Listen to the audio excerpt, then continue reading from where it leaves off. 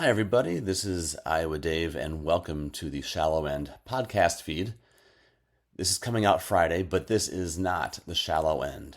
The podcast is off this week, so instead of the Shallow End, we have for you the second episode of Overthinking Baseball Cards, the new YouTube show that Contrarian Cards, who's Jason, and I have decided to do once a month. It's a lot of fun. So just wanted to give you a heads up that this one might sound a little bit different. You're going to be listening to the all-era baseball cards draft, where we are picking cards from a century ago up till now to fill up basically like a starting lineup. So anyway, thank you for being here, and would love to hear your own lineups if you care to send them to us. And take care and enjoy the show. Hey, everybody. Welcome back. Episode 2 of Overthinking Baseball Cards. I'm back here with my man, Iowa Dave Sports Cards. And yeah, we're ready for our second episode. Very excited. Thank you to everybody that watched and subscribed and sent us nice messages and comments and shares and all that the first time. I think Dave and I really appreciate that. We got a really fun topic today, a really robust topic. So I'm just, So again, thanks to everybody. I'm going to kick it over to Dave, who's going to start us off with the leadoff, and we'll take it from there. Jason, it's awesome to see you. Always love talking baseball cards. It's like my favorite day of the month. So this being episode 2, just a reminder that one of us brings a question to the beginning to get us going before we get to the main subject, that the other one does not know what the question is. So Jason asked the first episode. This time, I've got the question. So Jason, my question for you comes from something that I've been thinking about, which is, how would collecting be different if we had no access to pop counts? So we knew what prices were, we had all that, but in terms of how many were graded, SGC, PSA, whatever, pick your grading company, we did not know how many were out there. Would that be different? And how would it be different? And while you think about it a little bit and percolate, I was thinking about it is that I think it could do two things. One is I think it might, it would make us less inhibited to buy base cards, because we wouldn't know. Like, maybe I love the 89 Ken Griffey Jr., and that's the one I want. I don't know that there's 10 million graded. Instead, I just want one. That being said, if we don't know how many there are, I think potentially that pushes the price up as well, because then no one could then say, well, there's 5 million of these. Why, I'll just wait and get one that I want. Instead, we don't know. And that would cause, I think, prices, at least for the prolific cards, to go up. I would personally would love it. I would like because I know sometimes I will restrain myself from buying a card because it's too common. But if I didn't know if it was common, I would just appreciate the card. So what do you think about that? Yeah, similar to your sort of first initial thoughts, like the prices could probably be a little bit more wonky. Like if there is sort of that mysterious element of maybe there's a lot more than we know or a lot less.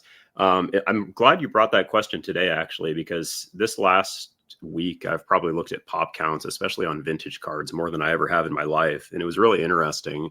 And it definitely does influence me quite a bit. I specifically looked at the PSA pop counts, and I know obviously a lot of vintages and SGC holders and whatnot, but on the iconic cards, I know I would be more inclined to buy some, like just off the top of my head, I would like, even basketball, which I don't really collect that much, but like some of the junk wax Jordan cards, the 87 Fleer, the 88 Fleer, that type of stuff. The 89 Griffey's a great example. That's a card I would like to own. But the urgency level is just not there because of the pop count, because I know how many there are. With limited money, you have to have sort of an order of operations of like, okay, if I want these 10 cards and this one's the most available, I can probably put that one at the end of the line and target these other items that are more scarce and less likely to be found in the future for the same price and that type of thing. So there's that side of it. And then in terms of like actually being somebody that grades, and tries to hit high grades on stuff, like I would be a little bit sad about that. Like I'm thinking about my Greece 1978 Topps Greece build, and That's a set that has very low pop counts on all the cards, just because it's not, something that a lot of people are dealing with or grading or whatnot. So it's fun for me to like chase that condition rarity and really try to be the person that's like filling out those pop counts, especially in the high grades, the nines and that type of thing. With the research component, I think it would be a lot different and actually a lot less fun. Like I had a blast digging into like some of these iconic cards and their pop counts, especially like in lower grades, some of the 70s and 80s stuff in higher grades. So I wouldn't like that. So there's parts I would like and parts I wouldn't like. I would like the sort of mystery of just sort of the purity of just like, I like this card, I'll go buy this card. That would be cool. I would not like sort of the less strategic components, because I'm really in the hobby. A lot of the reason I enjoy this stuff so much is the strategy. So the kind of bobbing and weaving around the different pop counts and trying to see how I can find angles and that sort of thing. So that's kind of where I'd be at with it. Yeah, that makes sense too. It does kind of make it fun a little bit. I hadn't really thought about it the way of the strategy and knowing that your card is rare and knowing that not many people have it. I think that's part of the allure of some cards. And I think I would be lying if I said I want everyone to have every card, because I like having sometimes I like having something that other people don't have. Right. And I think the reason I was thinking about it is because on the flip side of that, I do get frustrated with myself. And we talked about this, I think, on the last episode, with why I will not buy a card because it's too prevalent, because it's everywhere. And when that happens, then I'm like, boy, am I being shallow? Am I being ridiculous? And I think the card we used as an example last episode was the 2018 Heritage Shohei rookie, which to me is his best by far rookie image. Like it's a wonderful portrait. You see him, you can almost imagine how that happened and how the picture went down. But, if you put a black border on it, if you put a shine on it, all of a sudden it costs a lot more, because now you have the number on the back. And am I buying the number on the back? Am I buying the fun little shine? Or am I going to buy the image that I think is great? And a lot of times I will buy the number on the back or wherever they're putting the number. And so I guess I'm kind of torn between it. I can go either way with it, right? It probably makes sense the way it is. It's hard to imagine going back to a world where we don't know what the pop count is. It's almost hard to even fathom. But I think it's more a Dave problem than it is. No, I agree. I have those same issues, and I think about that stuff a lot. Like, because there's so many variables, especially with modern, when you bring in the serial numbering of it, it's like, and this is again the perfect conversation for today's episode, because I think we're going to hit this from a lot of angles. But I was just dealing with this the other day, and I'll talk more about this with one of my cards, but it's a card I wanted more than basically any other card. I love the image, I love the year, I love what it represents, I love the player, but I couldn't find a parallel that I was super comfortable with of that card.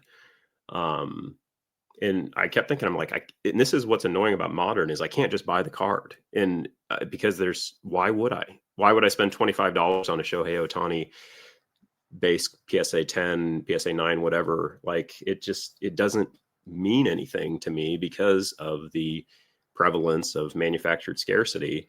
And that's sad in a way. Like, and it pushes me towards other things that do have, meaning, just for the simple thing that they are. Here's a 78 base Travolta, this is a $2 card, but it's meaningful because it's the only one there is. I mean, there's lots of copies of it in different condition and whatnot. But I love this just for this. The 2021 Topps Ohtani, which is a card I'm going to talk about today. I love that card, but I only love maybe 300 copies of it, that exists. So it's very confusing. It does make you feel shallow. I don't think there's anything wrong with that. This is a hobby where we can come and sort of just, be whatever, and just kind of lean into some of that stuff. So I don't think it's a Dave problem. I think it's definitely an all of us problem, and it's a fun problem though. I mean, at the end of the day, it's it's the kind of stuff that we think about here on Overthinking Baseball Cards, and I think a lot of people relate to that. Yeah, 100%. And I'm really excited to get to the main part of the show today. And you brought up a little bit about what we're going to be doing, but maybe why don't you explain to those who are viewing the kind of teams we'll each be putting together today and the exercise that we are going to be pulling off here. Yeah, really fired up for this. This was a blast to prepare for. Probably one of the most, fun sort of exercises I've done recently. So we're going to make a team or a draft of sorts. And I think Dave and I each approach this a little bit differently, which is good in and of itself. We're going to look at the different eras. So we're going to talk about the dead ball era. We're going to talk about pre-war cards. We're going to talk about the 50s, the 60s, the 70s, the 80s, the 90s, the 2000s, and then we're going to kind of combine the 2010s and the 2020s. So what we're going to do is each select players from each of these eras. We'll go back and forth. I don't know, Dave, do you want to just do it chronologically, or do you want to do it like in priority of Nah, I'd say the fewer rules, the better. Okay, just however. Let's just do it however we want. Whatever list Okay. you have, how you have yours written down. However, I have mine written down. The important thing is that we each picked one person from each of these eras, so it'll follow this chart. And if you're watching this on your phone, sorry, it might be a little bit small. If you're watching this on your on a TV or a larger flat screen, this will make a little bit more sense to you. But you can see here how this is arranged, the spots that we'll be picking. Dead ball through the modern era plus 3 wild card or 3 bench type spots. And then also got card ladder locked and loaded. So hopefully we can show you the card as well, so you have an idea of what we're talking about. I picked a couple of obscure ones that I think are kind of fun and of the era. And I'm excited to get going here. Yeah. And then just one sort of big picture overview I want to give, and then I'll let Dave give his before he makes his first selection. What I was really trying to do here was I wanted to build a collection that I would actually build. So the cards that I've drafted here are all cards that I would buy and that I would like to buy in the next few years. I'm going to try to highlight the price too, because I think that's a very important component that people don't talk about enough, in terms of like a card you really like can be very unlikable once it reaches a certain price. So I do want to note that.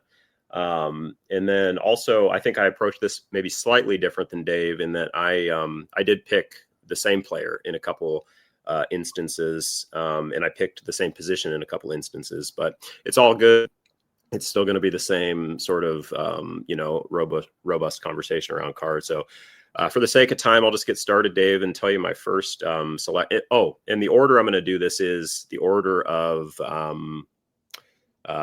urgency. So like what order I think I would buy these cards in. So the first one is my 2020s selection, or 2010s and 2020s. There's no reason to beat around the bush here. This is going to be a Shohei Ohtani card. And I did select specifically his 2021 Topps card in the best version that I could possibly find. So while Dave's plugging that into Card Ladder, I'll just say the reason for this was I think about 2021 Ohtani as his sort of true breakout. Obviously drafted in 2018, had big moments before then, but his first MVP season was in 2021. He had 5 WAR as a hitter, 3 WAR as a pitcher, 3.18 ERA, won the MVP award, just full operational two-way Ohtani in 2021. 2022, he followed it up with probably his best season as a pitcher with a 5.6 WAR and a 2.53 ERA. Dave has the 2021 image pulled up there. I just think it's a beautiful, basic, simple, just nice, clean card. I used to have this in a gold wave. And if you follow me on Instagram, you'll know I posted a poll yesterday and I asked people, I was like, would you rather have a gold wave out of 50 or a Mother's Day out of 50?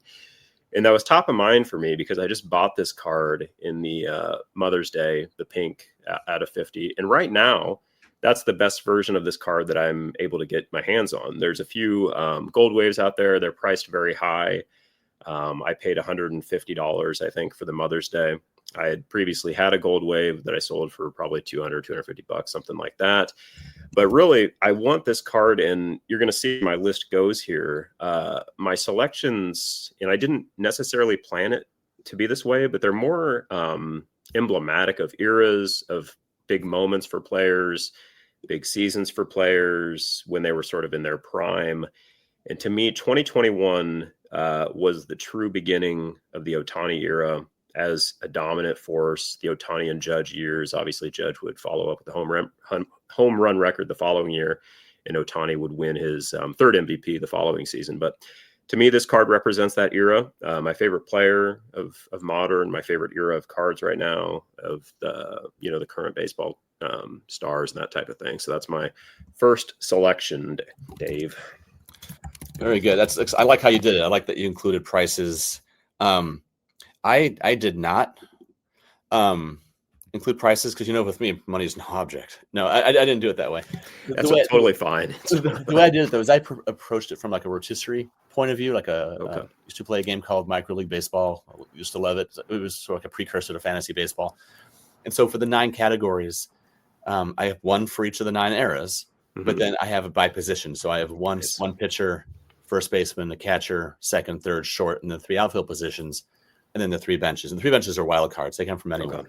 But that's good. That'll give us a good variety. So yeah, and so I purposely picked out a card intentionally, one player, one position, one per era. And so the first card that I went with was the 1912 T202 Walter Johnson as my starting pitcher. So far ahead of his time in terms of the force that he threw with. And hopefully I got it pulled up the right way here. Nice. Yep. This is exciting because I have no idea what cards Dave is going to pick, and I'm really excited to see. Yep. And I don't know yours either, Jason. So that's a beauty. Here's the one, and it comes with different backs. I don't really care which back it has, right?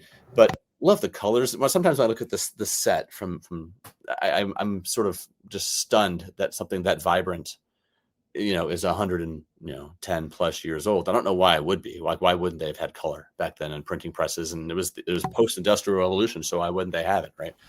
But I didn't want to go T206. I didn't want to do that. I didn't want to go Cracker Jack. I just wanted to go. I love this set. At one point, I considered buying a couple of players out of here, and then realized I didn't really want to actually enter into pre-war, especially tobacco era, candy era, just because I don't know. It just seems like it'd be really expensive. But for the sake of this exercise, it was a lot of fun. And so that's the one that I decided to go with. Really glad that I did. And so I'm going to put that into my dead ball era pitcher here, which is the 1912-ish T2 Walter Johnson.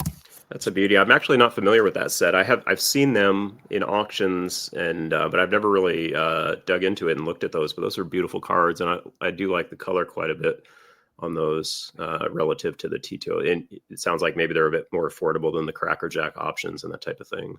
Yeah, the Cracker Jacks are, especially the 1914s, are out of control. I'm not even sure if he has one. I'm not even that educated about that era. I'm not either, but those are That's I do know I like that set a lot. It's just fantastic. Yeah. So what's your next one? Okay. Next pick I'll go with. So I actually I'll just do my dead ball pick too. So I also took a dead ball pitcher, and I took the T206 Addy Joss, not the portrait. So I think it's probably titled like pitching. If you type that in, T206 Addy Joss pitching or throwing. Like Dave, I don't care about the back. I used to own this card actually. And Addy Joss is a player that's really interesting. There you go. So I first learned about him in the Ken Burns baseball doc. I'm not a baseball historian by any stretch of the imagination, especially this era, but I find it really fascinating and really just sort of awe-inspiring and just so, like Americana, all that kind of stuff. Addy Joss passed away at a very young age. I think he was in his early 30s. In 1904, he had a 1.59 ERA, 1908, 1.16 ERA, 27 wins in 1907, league leaders in all those respective categories for those seasons. But one of the most interesting things is he the first All-Star game was a benefit for his family. You had all these big names, Ty Cobb, and they all gathered together to put on an exhibition basically and donated the proceeds to Joss's family. So, and that became the All-Star game that we know today. And I would argue that baseball is one of the only sports that still has, a pretty robust, All-Star experience. With the home run derby, and I think basketball does a pretty good job as well. But like when you think about like the Pro Bowl, it just seems so irrelevant nowadays and all that type of thing. But baseball, I think the All-Star game being in the middle of the season and just the whole energy around it's fun. This is a card, a $300-ish card, I would say. I wouldn't want to pay much more than that. I would look for a low grade, nice copy that presents well. I used to have a one; it looked pretty bad. But yeah, it's a card I would like to reacquire at some point. Not in a rush, but yeah, that would be my dead ball era selection. I love it. And I know the story that you're talking about. It's great. And same thing. The Ken Burns documentary was the first place that I saw it. And I've heard a few other things about it, since then. And just, that's a great choice. I love that choice. Fantastic. All right. Well, the first choice that I went with was dead ball. I'm just going to go to the next one chronologically, which is 1930s and 40s pre-war. So, that'd be, play balls, some Bowmans, whatever else. Gaudies, of course. And so what I ended up going with was the 1949 Bowman Roy Campanella. Nice. Also as my catcher. I don't understand.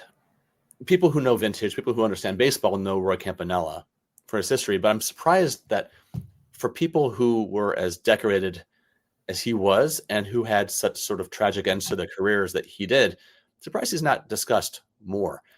So his career ended early because of a car accident, and it started a little bit late because of the color barrier.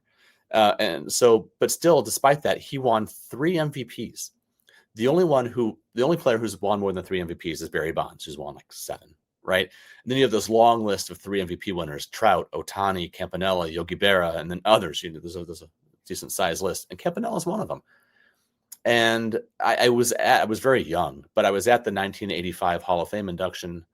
My parents wanted to see Lou Brock get inducted. And so we went, but then he was there, right? He was in his wheelchair after he was in the accident, right? Which is why he retired. And, but I was like, who was that? And I can remember them explaining to me who it was, this Roy Campanella.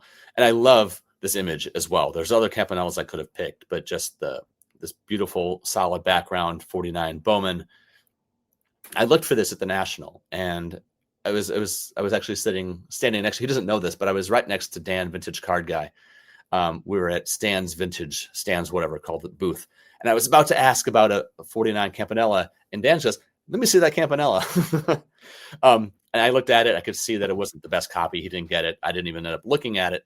But this is on my list of a card I would like to get at some point. I'm very picky in the vintage or any card really that I add to my collection at this point when any decent amount of money is involved. Yeah. But this certainly will be a card I would like to add one day because he fits in, right? I mean, I've got a nice Ohtani card. He's got 3 MVPs. Yep.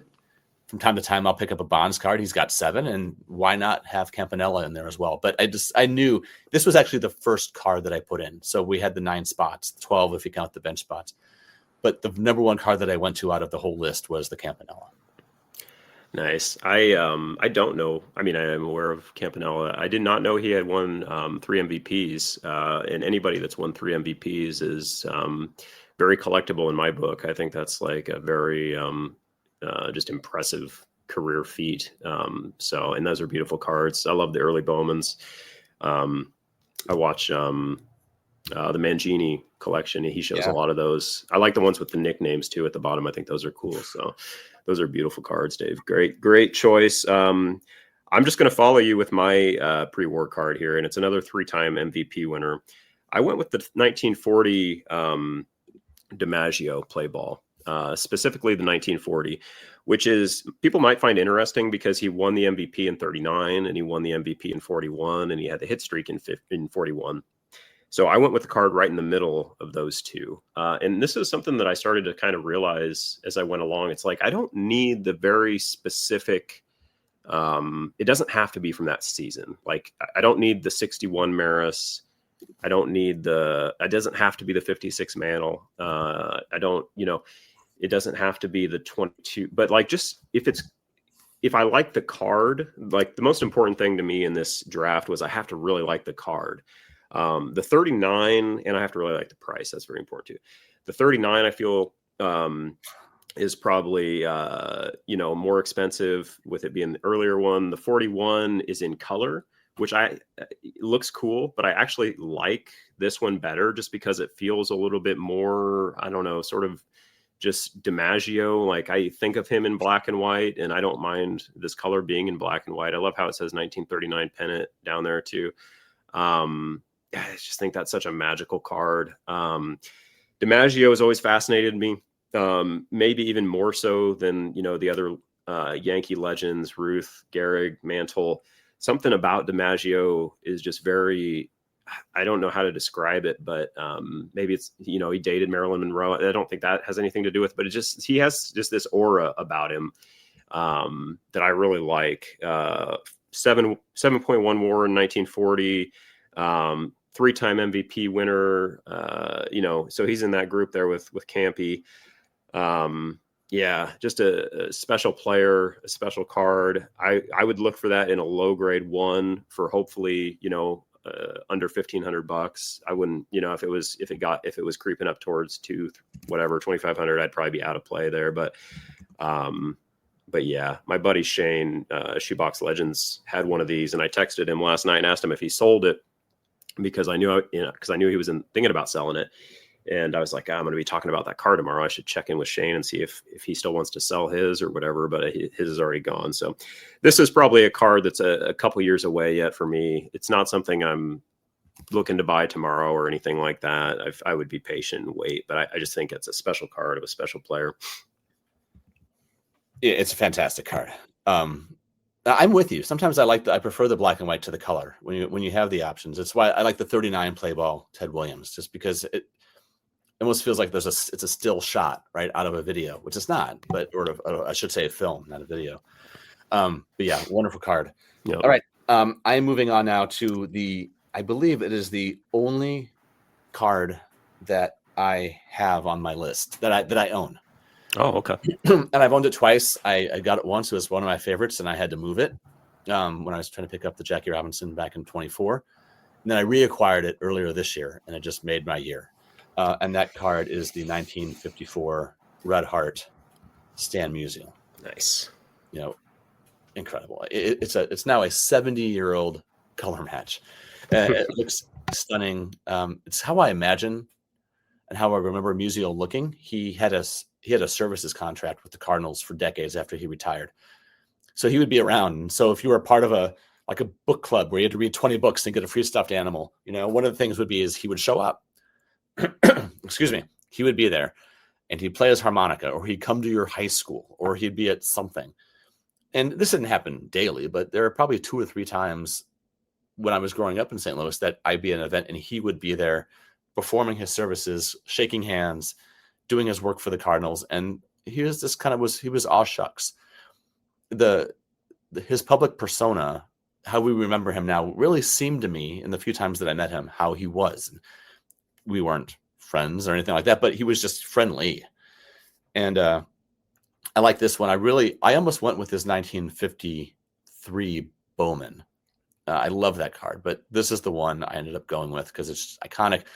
Red Heart, of course, being the dog food. It was not in the dog food. You had to mail away for it, as I understand it, and which explains why there aren't more damaged copies. The problems with this card is that it's off center most of the time. It's not because it was smeared with dog food, so on the back or anything like that. So which I'm grateful for. I've thought about maybe pairing this someday with the Mantle, but I don't want to pay for a Mickey Mantle because I don't think that he's all that great. When I think of that era, I think of Willie Mays. I don't think of Mickey Mantle. But to me, this is the iconic 1950s anyway Musial card. That's wild that you met him. I can't even imagine meeting a player of that. I guess I met Peyton Manning once, but he's closer to my age, so it didn't feel as That's wild though. No, those are beautiful cards. I've looked at those Red Hearts.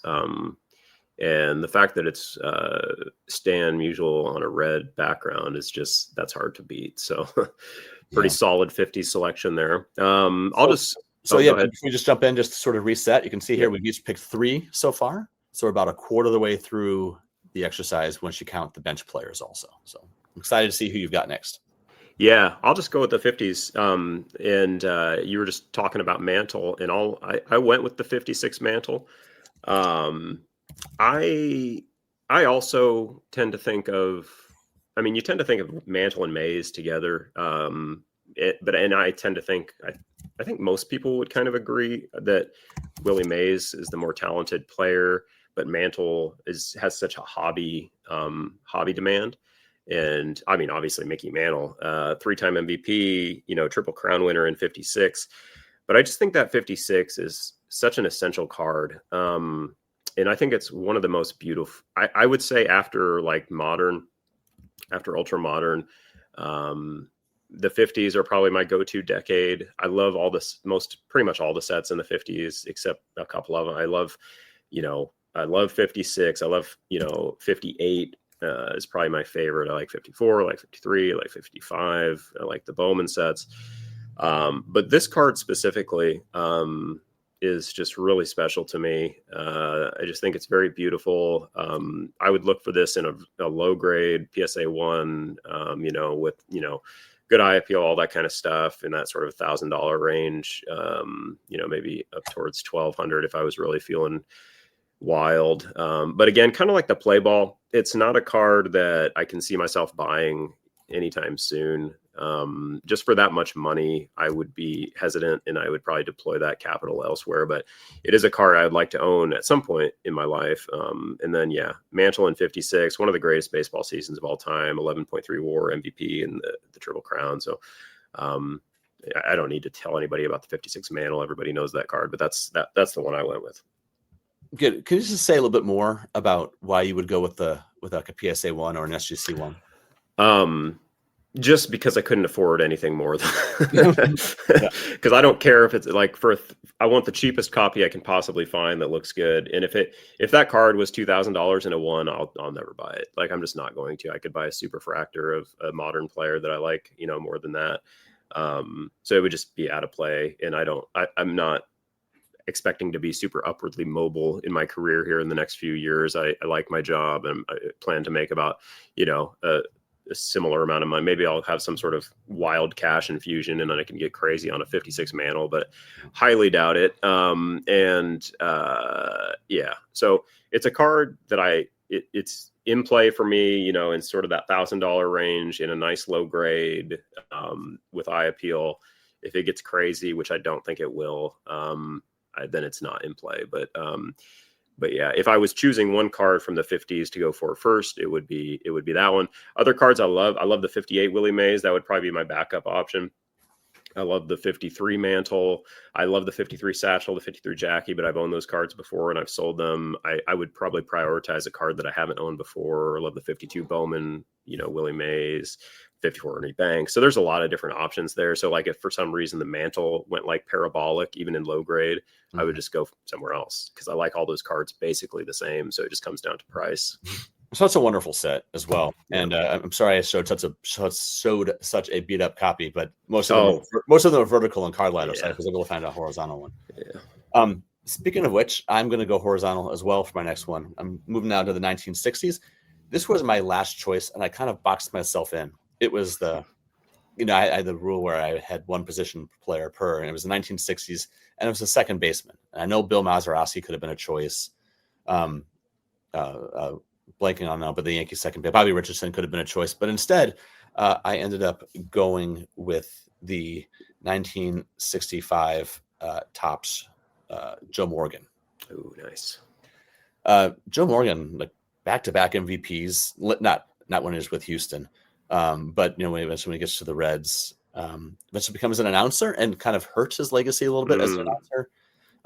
He didn't do anything bad, nothing worth being canceled or whatever, but he was just kind of irritating when he was one of the early announcers with John Miller on ESPN Baseball. the reason I picked this card, and I'm usually not a big fan of dual rookie cards, whether it's Mike Schmidt or Pete Rose or Joe Morgan, but I like this one because it's one of the few and very short years when you had the helmet or the hat for the Houston Colt 45s. Yeah. Right before they came the Astros. And in fact, if you look at the 66 card, he's an Astro. So I picked this one more for the hat than I did for the player. I do certainly respect him and appreciate what he did. But like I said, this was my 12th and final choice. And so second baseman in the 1960s wasn't exactly their greatest era.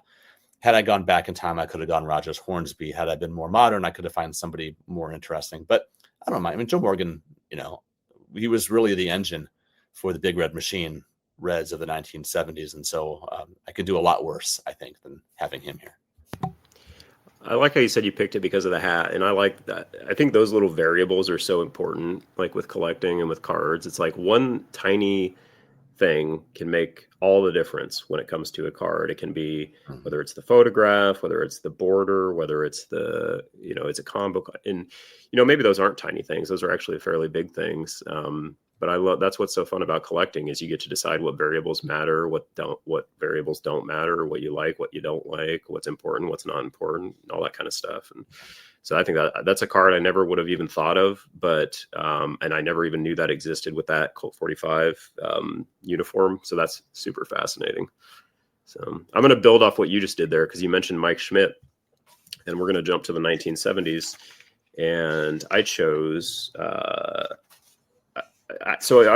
came down between two cards that I felt were pretty equal. I'll use one of them later in my bench selections, but for this selection, I'm going to choose the 1974 Mike Schmidt.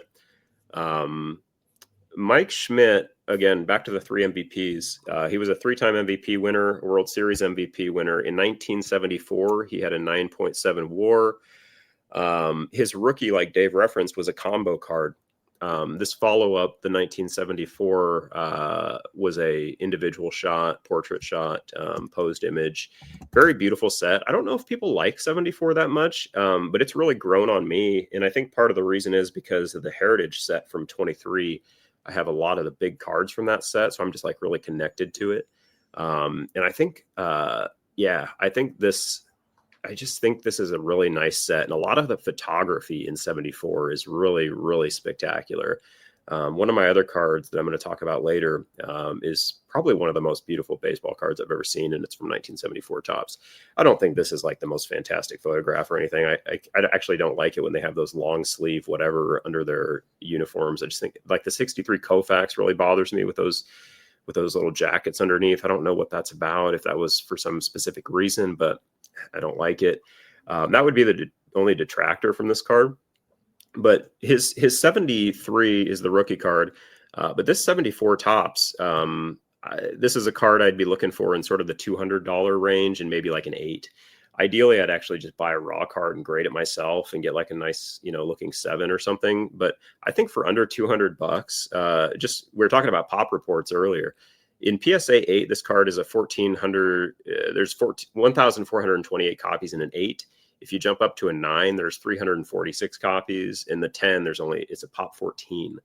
1,428 sounds like a big number, but I don't think that's all that much. And for $200 or less, I think that's a pretty decent value. Again, not something I'm jumping up and down to go buy tomorrow or anything like that. It's not super high priority.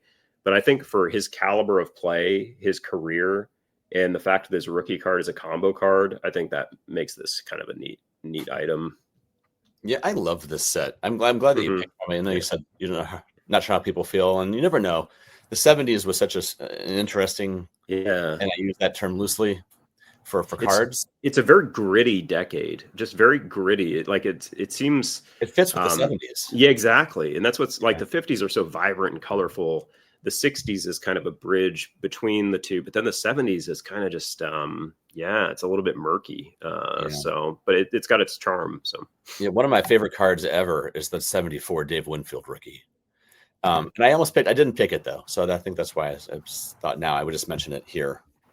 Let's mention it here real quick. Yep. So, all right. Anything else on the Schmidt? No, we'll talk more about 74 later. All right. So this one take me just a second here to pull up.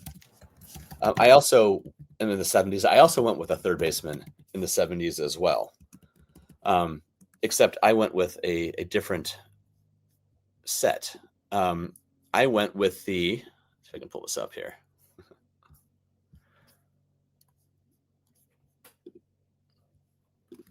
Thanks for being patient. I went with the 1975 SSPC George Brett rookie.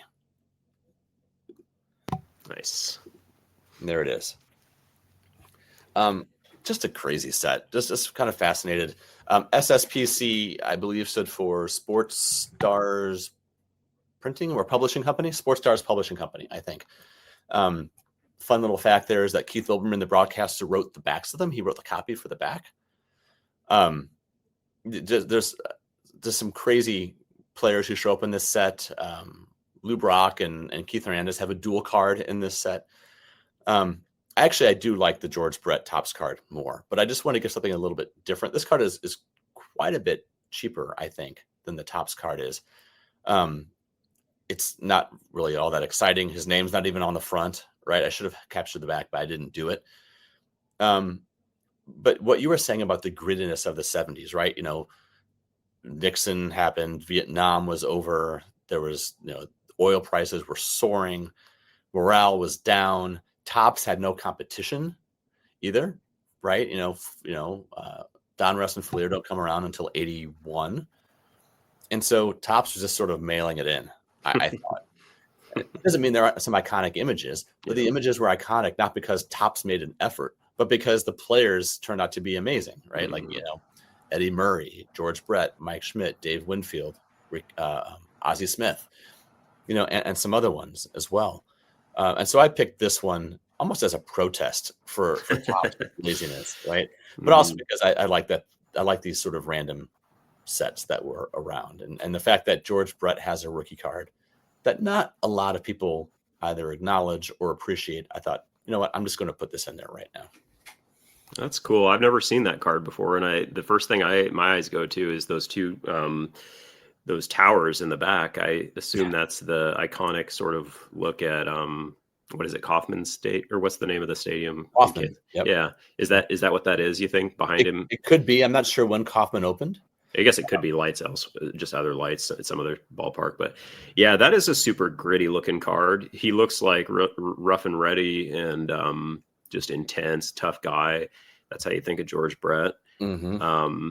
So yeah, that's a very, very 70s baseball card. And it was interesting. This was a really healthy exercise for me because of this kind of stuff, because like the 70s, I've always just kind of discounted because I was like, the cards are just kind of ugly.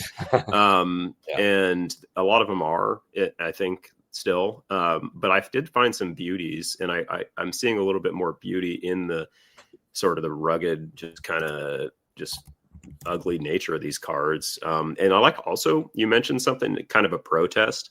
Like I find myself doing that more and more with how these manufacturers are acting with all this stuff. It's like their behavior, I want to sort of counteract with my own buying decisions. Mm-hmm. So like, whatever they do more, I want to do less, or whatever they do less, I want to do more. Just, that's just the nature of what it is.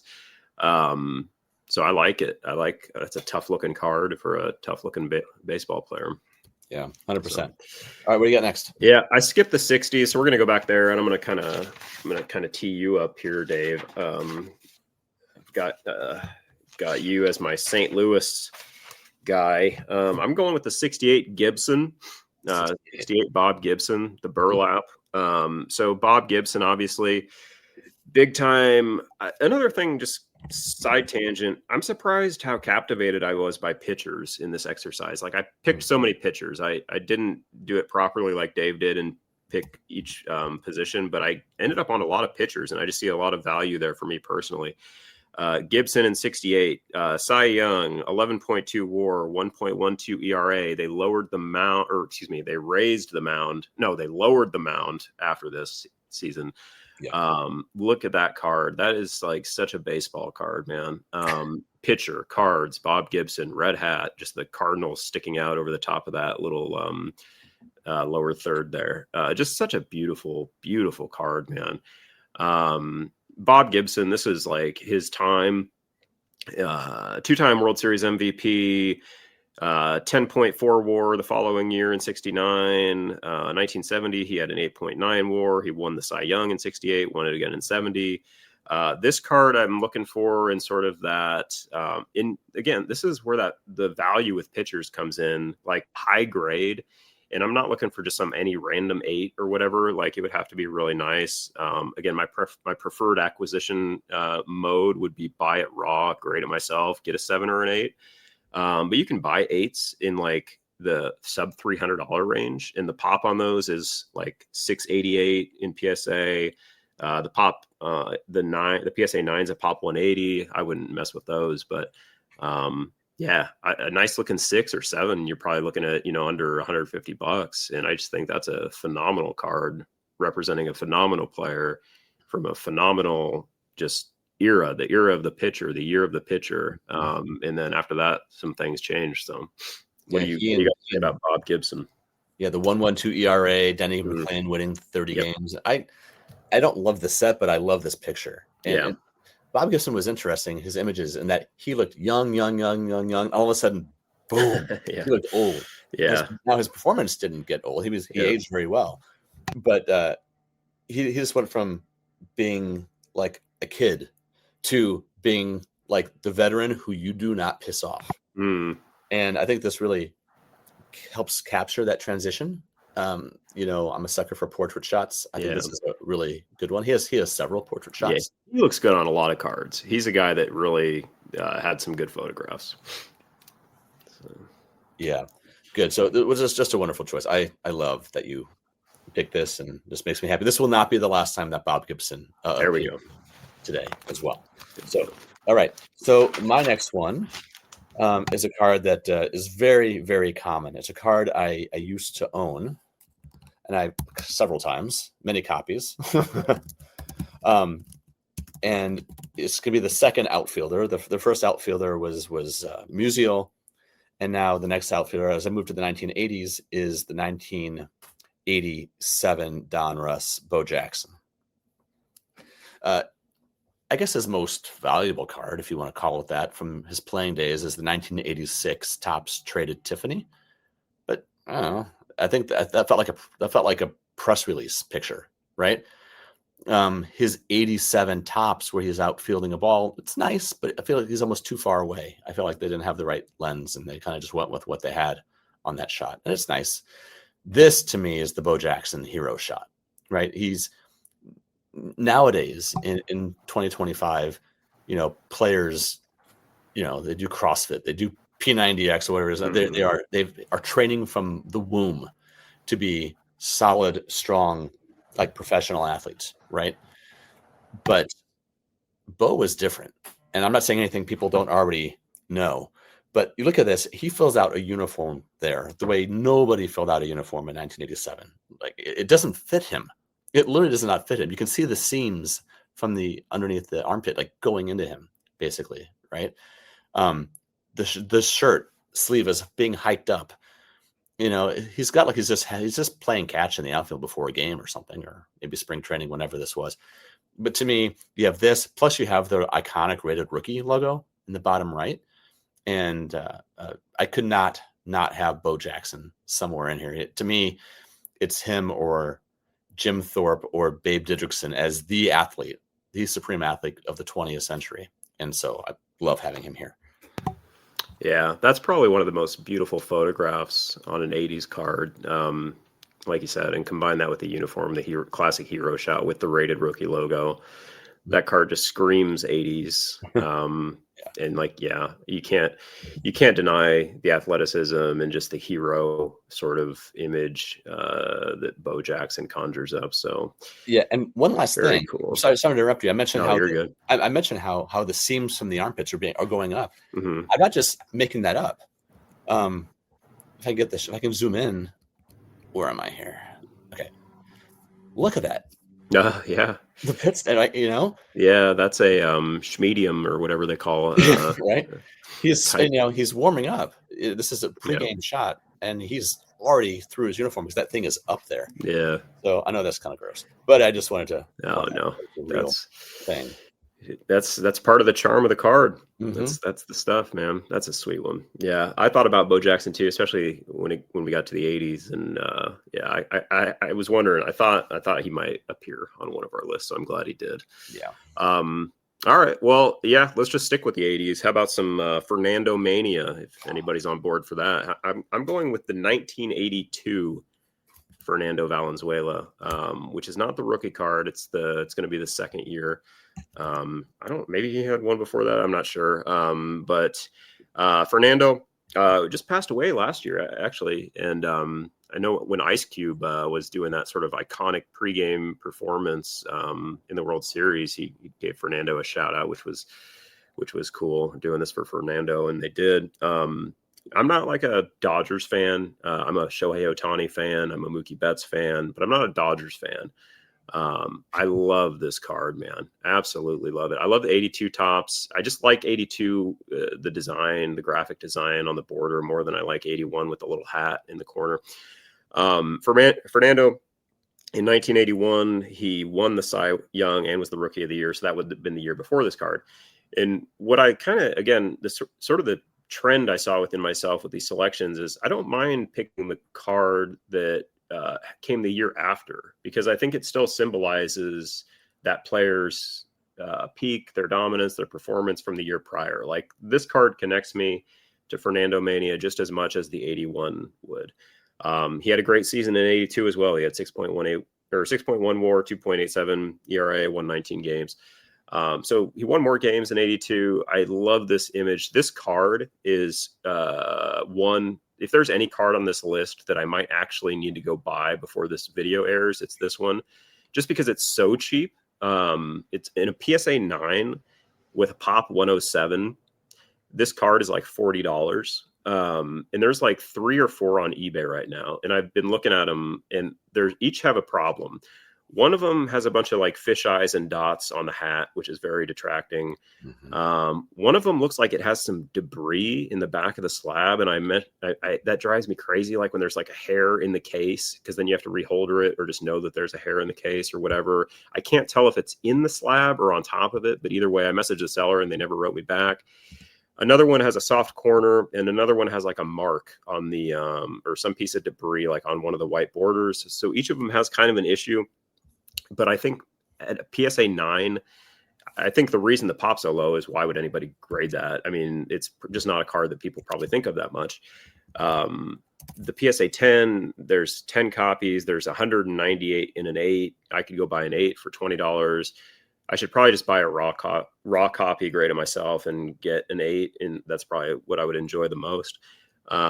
But if I can kind of wrap my head around one of those 9s here in the next couple of days, you might see this on my Instagram soon. Mm-hmm. I just love that card. I like Fernando. I'm not crazy about most of the 80s sets, broadly speaking, but I like that 82.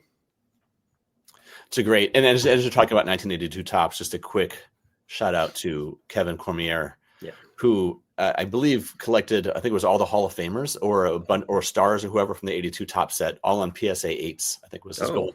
Nice.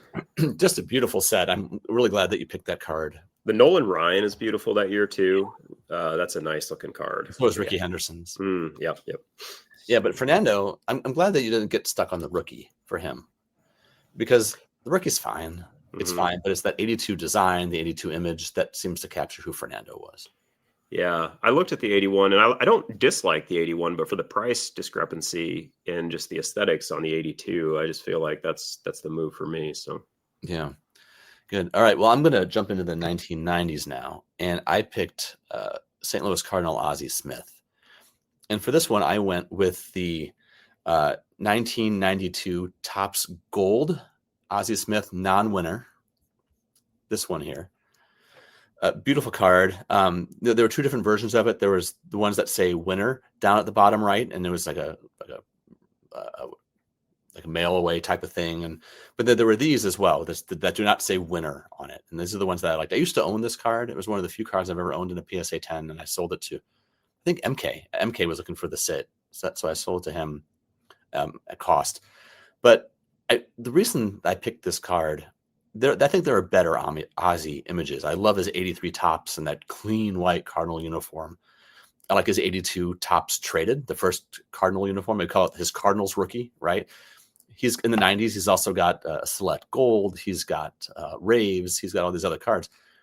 But this was, a lot of times people will talk about the 1993 finest set because it had the first refractors for baseball and basketball, and then 94 football came along as well. But this was the first gold parallel, right? So if you just go to 1992 Topps baseball, Ozzie Smith has a plain old card, and it's basically this. But they went with a separate set, so it wasn't quite a parallel, but it was close to it. And I just feel like it's a set that's lost to time. And so I needed a shortstop. I knew I wanted to get Ozzie in there somewhere, but I really surprised myself that I put him in the 90s instead of the 80s. But that's because I also wanted to put Bo Jackson into the 80s. And then I thought, I'm going to go with this set because it is just, let's give this first gold card some love. Now, gold is like one of the standards of the hobby. Like, you want gold.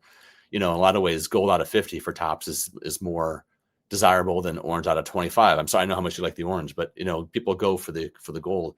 This was the first gold, 1992 Topps gold, Ozzie Smith.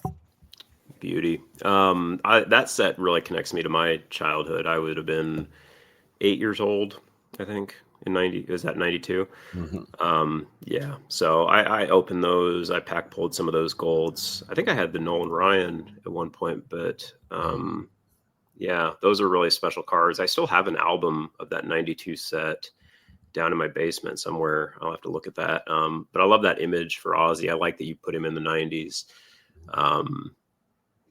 I am jealous of you being from St. Louis. I feel like that's such a magical baseball energy there. Fun fact for the audience, I've actually never been to a baseball game, never been to an MLB game. I've been to baseball, like minor league games and stuff, college games. But yeah, just when I think about those Cardinals guys and Ozzie Smith being one of them, it's just like I've been to St. Louis and I've been around, Busch Stadium and when there was games going on and stuff. And it's palpable, just the connection that that city has to that team and in that image. Yeah, it's a cool card. It's a cool set. I like the early 90s as well. I was wondering where I was most interested to see where you would go in the 90s and maybe the 80s, just because those are or the 2000s, because I know how big of a deal St. Louis baseball is, in that type of thing. And those are eras of cards that I'm just not as, immersed in. So I'm interested to see you choose that one, but I think it was pretty solid. Yeah. And, it was probably took for granted, being down there. And now I appreciate it. And, if you're from St. Louis, baseball is a religion. We've lost 2 NFL teams and no one cares. Yeah. Right. Because they like the Blues and they like the Cardinals. You can feel you can feel it, like, as an outsider going there. Like, I remember me and my high school buddies just did like a random road trip there when we were like 18. We just, like, 5 of us in a car just drove there, and they were playing the Cubs one night. And I remember just being at a gas station, just like hanging out and like just chatting with the clerk for whatever reason. And he was like, "Oh man, blah, blah, blah, the Cubs are in town. It's crazy," blah, blah, blah, and all this kind of stuff. But you can feel that energy in St. Louis around baseball. And yeah, that's spectacular, man. All right, man. What do you got next? Yeah. So I'll do my 90s.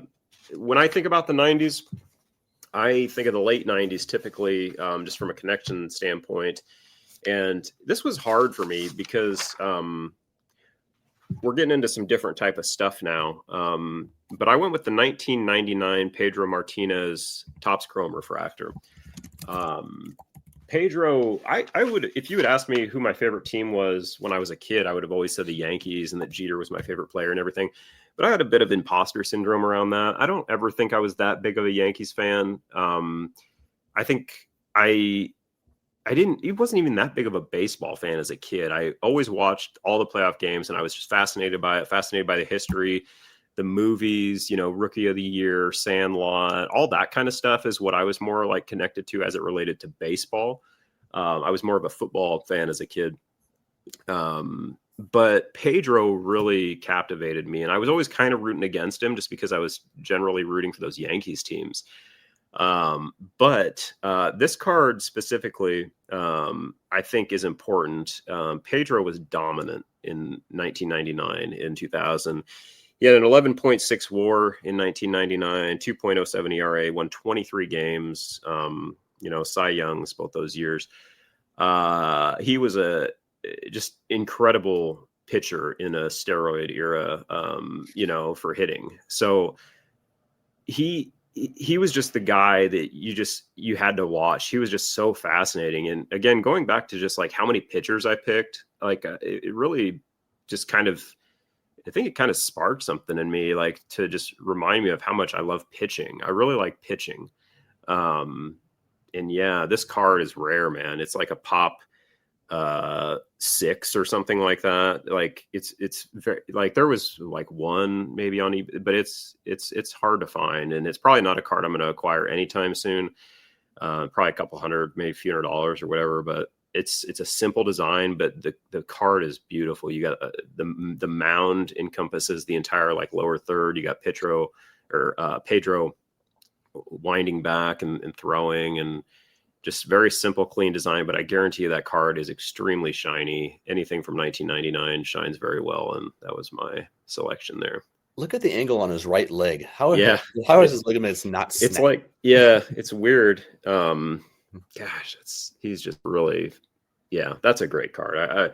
That is one I'd like. It would be such a random addition though, because I don't have any baseball cards from that era. I don't have any Pedro Martinez cards. I think about, like the Cardi C's of the world and the Splendid Sports of the worlds and all their fancy Pedros, and they have all those nice cards. But so it would be really kind of off brand and out of character for me to just buy one random Pedro Martinez card. But I think if I went with some sort of like dominant pitcher collection, I think I could talk myself into it doing something like that. But yeah, what's kind of crazy is you were talking before about the steroids type thing. Well, he and Maddox, it's just what they were able to do. Maddox throwing 92, 91, but just the crazy movement, and then of course Pedro was Pedro. It almost increases their.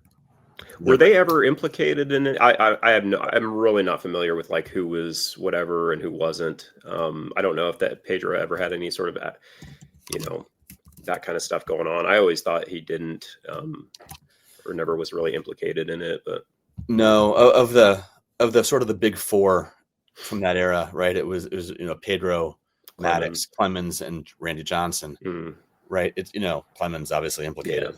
Yeah. But then, Randy Johnson seemed to have that sort of physical advantage of being 6'10" or whatever he was. Pedro's tiny. Right? Yeah, that's kind of what I thought too. Yeah. But they were just, the way they pitched was incredible. Yeah. All right. All right. Moving into the 2000s now. We're getting more current. I picked up my first baseman here. And the first baseman that I decided to go with was the 2001 Ultimate Collection Albert Pujols out of 250. There we go. Beautiful card. Right. So there it is.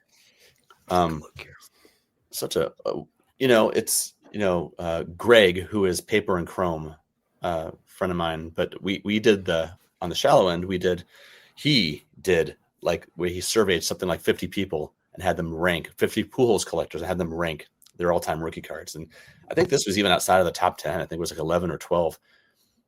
And it really struck me as I was doing this exercise, how much I was picking cards based on like sort of other values.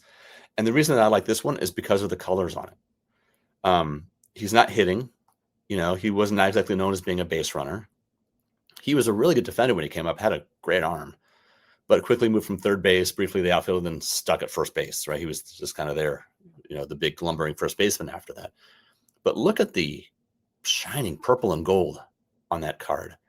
It's also zooming in. It has the wonderful white home uniform with the double, the birds on the bat.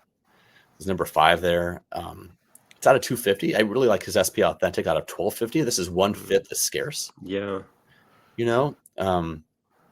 His gold rainbow Topps Chrome card is probably one of his best rookie cards, but you have to basically do an equation to figure out how many there are. So in terms of like a rarity, this is one of his more rare ones, because back then they weren't exactly like out of 5s, right? This was 20s, quarter century ago.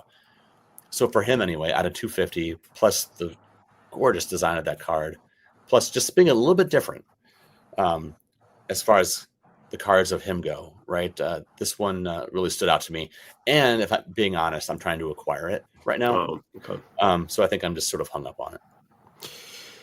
I was very curious. I knew I was going to see a Pujols card from you, and I was very curious to see which one it was. I've actually never seen this card before, and I can see why that you liked it because, yeah, all those factors combined with the appearance of it, I could definitely see this being highly attractive to a Pujols collector or St. Louis baseball fan. So that's pretty cool.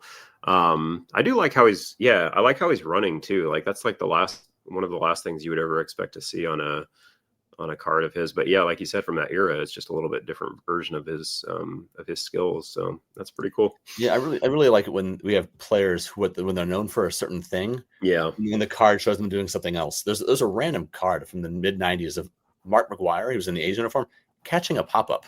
Oh, okay. Yeah. Like, what are you doing with this card?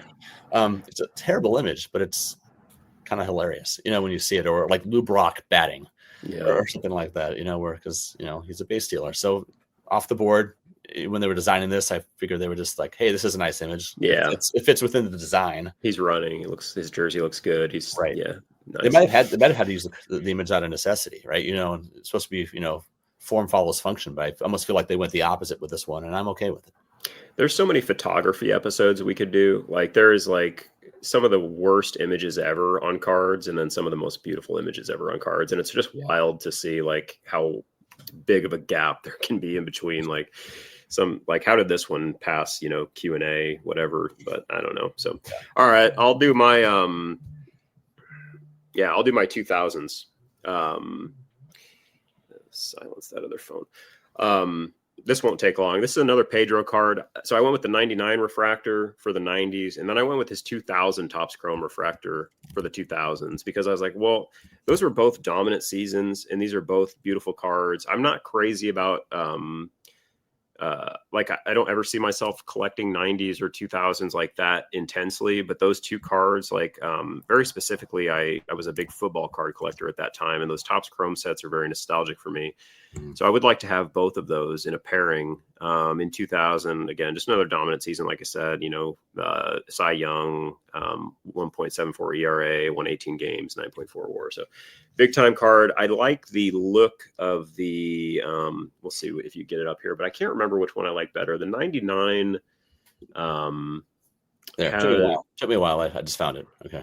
Yeah, I can't honestly remember off the top of my head what this looks like, but I know it looks cool. Okay, yeah, I think I like the 99 maybe better. This one, it's just from a sort of a direct to like straightaway shot where you'd be like kind of looking at him from behind the plate almost. He's got his knee up in the air. Cool design, but yeah, I think the 99's better. But this is still, I guarantee you that card is fantastic in hand, very shiny, very rare, pops on it super low. It's like a pop 12 and a PSA 9. So again, nothing I'm going to be adding here in the near term, but down the road, I could see myself kind of messing around with something like that. Great. Wonderful. I liked the idea of pairing those two together also. So I need just a moment here to pull up my next one. I'm in now to the 2010s and 20s era, which we combined into one. So mine is might be a little bit of a surprise because it's not a rookie. It's a horizontal. It's close to a rookie card, but it's not his rookie card. And it's a base refractor. But I love the image. Let me see if I can find it here. All right, there it is. Okay. Well, I found a copy of the black refractor of it, but it's not imagine it's the base refractor. And that's with the 2013 Topps Chrome Mike Trout refractor that has the rookie gold cup on it. Right. Beautiful. Such a nice image, right? Kind of nostalgic for when Mike Trout could run. Mm-hmm. I've actually been thinking lately about picking up a Mike Trout card because his prices are just down, and we thought. And then he started off this year so well, like, oh, he might be back. No, even at 75% might be back, but then he's sitting like 230 now. Yeah. As we record this, high 220s. You wonder if it's just gone for him. But speaking of people with 3 MVPs, Yep. Closing on 400 homers, he's almost likely a lock for the Hall, but he was incredible. And to think that the Angels had 2 3-time MVPs starting on their team within a period of like 9 years and still didn't do anything with it is sort of tragic in a way. But I like this image. I'm not the biggest horizontal fan. I don't feel like turning cards around sometimes, but I like the Rookie Gold Cup, and you don't see a lot of action like this. Plus, the emotion on the face, the action on the face is terrific. I think that might be his best flagship card. I know the rookie's a good image. He's got other good images on cards, but I've always gravitated towards this one as well, and especially with the cup too. If you get a good image combined with the cup, then you're looking good. So yeah, I like that one. And yeah, you can't go wrong with Trout, especially at suppressed prices. So. Right. Okay. Well, we have. Are we in the bench now? We're on the bench, and the rules for this is we can pick any 3 that we want, and so we are at about the hour and 10 mark. Yep. So why don't we kind of? I don't want to blow through them too quickly. Yep. But I'm going to try personally to go a little quicker on this last. Yep. Same here. All right. So I'm going back to the 74 set. I referenced this earlier. I want to go with the 1974 Tom Seaver. I think this is one of the most beautiful cards I've ever seen in my life. While Dave pulls that up, just on Tom Seaver, 3-time Cy Young winner in 73. So the year before this card. And he won it in 74. Or no, not in 74. Excuse me. He won it in 75. So this is going to be the card in between those Cy Young seasons. It's just like I was saying with the Mike Schmidt earlier, 74 tops. It's not like a mind-blowing design or anything as far as like the bordering and stuff, but the photography is very unique. You get a lot of like wide shots and you get a lot of just different shots. It's not all portraits, or it's not all hitting poses, or it's not all this or that, but there's a lot of variety in the photography. And a lot of what is beautiful about 74 tops is a lot of the backgrounds. And if you look at this card, and if you're listening, it's just a huge background crowd shot. And then you've got Seaver in the foreground throwing, he's already thrown the pitch. You see the first baseman or whoever behind him. Maybe that's maybe that's the second baseman. I don't know. But yeah, it's a horizontal card, just Tom Seaver, New York Mets. And I just think it's so simple and so beautiful. And it's sandwiched right between his two of his best seasons. And just value. I mean, PSA 10, Pop 19, PSA 9, Pop 210, 657 and an 8. This is a card I'd look for sub $200, for like a 9 or an 8 or something like that. Again, ideally, I just buy a raw grade of myself. But just think it's a tremendous card. Great choice. And yeah, I think the Nolan Ryan card is fascinating as well from that year. And yet for you, another pitcher as well. Yeah, my actual fantasy team is going to be pretty terrible here with Tom Seaver playing third base and whatnot. Great. So the card that my first bench player, it's one that we talked about earlier before we got to this. We talked about last episode. It's just the 2018 Ohtani Heritage card. God, what an image! What a wonderful image. He doesn't always get the best luck on cards, except for Stadium Club. Stadium Club does a wonderful job with him, right? But this one to me is when I think of his rookie card, I'll think of this one. I know he's got the Topps number 700. I know he's got the Bowman Chrome number 1. I'm not talking about value. I'm just talking about appearance. And one card I thought about putting here, actually, I almost put his 2013 BBM. Oh yeah, right. The original, the first pack pulled rookie, but I just can't get this image out of my head. And so this is the one that I went with for him. Beauty. You're not going to hear me complain about a Shohei Ohtani Heritage card. So I have nothing but great things to say about that one. Yeah. All right. What do you got? All right. Next bench selection. I'm going back to the gritty 1970s, and I went with the 1978 Topps Reggie Jackson. So Mr. October from 1977, the year before, he had hit 3 home runs in one World Series game, all off the first pitch of the respective pitcher he was facing. So this would be the year after that. And again, it's more of another piece of this trend that I sort of found myself working through as I was making these selections. I just thought this card really sort of exemplifies that vibe, that feeling of Mr. October, even better than the 77 card. The pops on it, again, PSA 10, Pop 24, PSA 9, 374, PSA 8, 1036. This is like a $75 to $125 card in probably an 8. Same logic applies. Again, not in a rush. I'd rather buy a raw, grade it myself, all that kind of thing. But I think if you look at this card, it's an absolutely just beautiful, beautiful base card. It reminds me of the Seaver a little bit.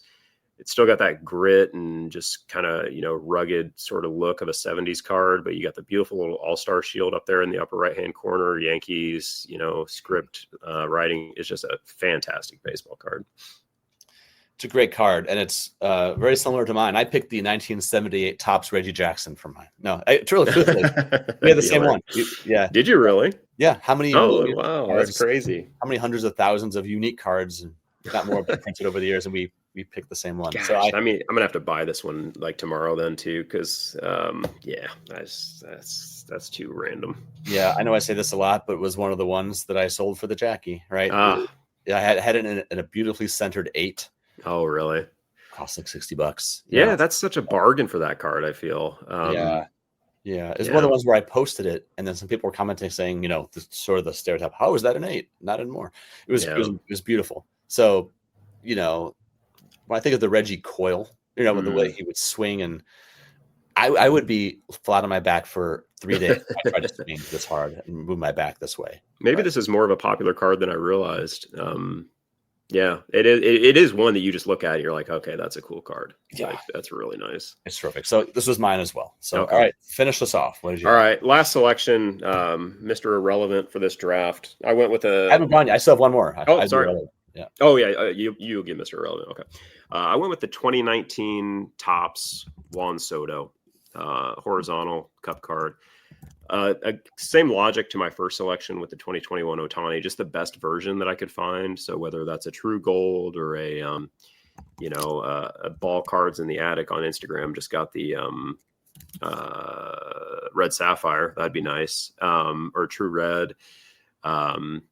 Yeah, not in a rush, but I would like to own a copy of this at some point. I just think Juan Soto as a player, obviously 2019, they won the World Series, his breakout. He's been nothing but fantastic ever since, even as a journeyman at such a young age. I think we talked about Juan Soto together before and that type of thing. The cup typically is, I think on other cards, I think it's in that other, maybe I'm wrong, but I think normally it's in that other corner, like by his bat, but maybe that cup, maybe I'm imagining things.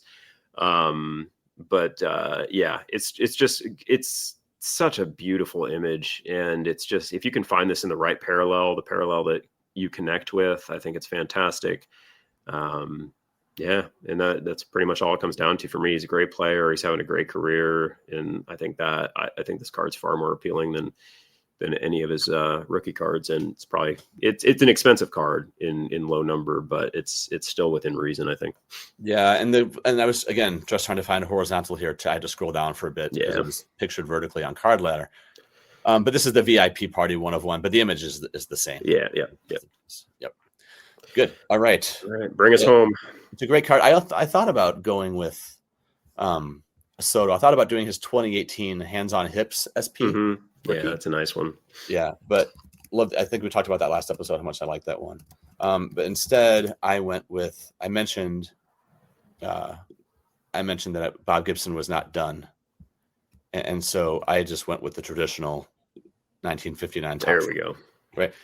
Walter Johnson can't do all the work. I had to have a second starting pitcher. So I brought Gibson in there. I picked one that has the vibrant pink color to it. Sometimes it could be a little bit washed out. And so I just decided to go with this one. It's wonderful. I sold it for my Jackie. I sold one that I had. And I've been looking for one ever since, but they're so common that I keep finding myself putting it off. Like, well, I can get that later. I can get it later. And maybe I will, maybe I won't. I don't know. But I wanted to have Gibson represented, so there it is.